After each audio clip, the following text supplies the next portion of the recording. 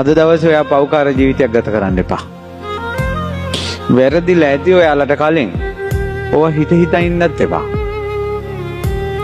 අනාගතේන මොනවද කරන්න කියලා මහා ලොකු ප්ලෑන් ගහගෙන ඉන්නත් එපා.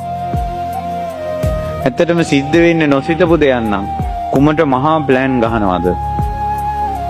එදිනෙදා ජීවිතේට මුහුණ දෙන්නේ නැතුව ධර්මානුකූලව අද දවසේ ඔයා පන්සිල් රකින්න කෙනෙක් විදිහට ජීවත් වෙන්න.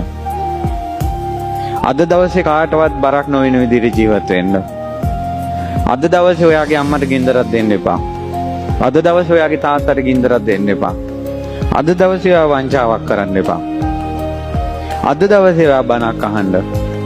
අද දවසේ ඔයා පිනක් කරන්න. අජ්ජේව කිච්ඡං ආතප්පං කෝ ජඤ්ඤා මරණං සුවේ. අද කල යුතු කුසල් අද කරන්න හිත මැරෙයිද කියලා කවුද දන්නේ? නහිනෝ සංගරන්තේන මාර සේනේන මච්චෝනා. මහා සේනා ඇති මරු සමග ඔබ ගැසූ ගිවිසුන් නැත.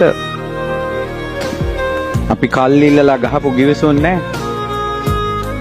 මම උනත් මේ බණ කියලා මේ යද්දින්ද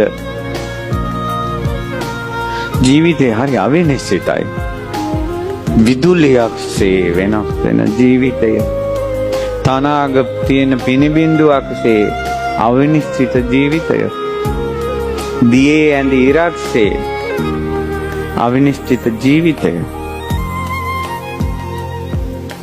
ඒකයි කිය අපි කොතන කොයි විදිහට මැරෙයිද කියලා. ඔහු ඒ දරුවා ජීවිතේ කවදාවත් හිතුව එකක්ද ඔය?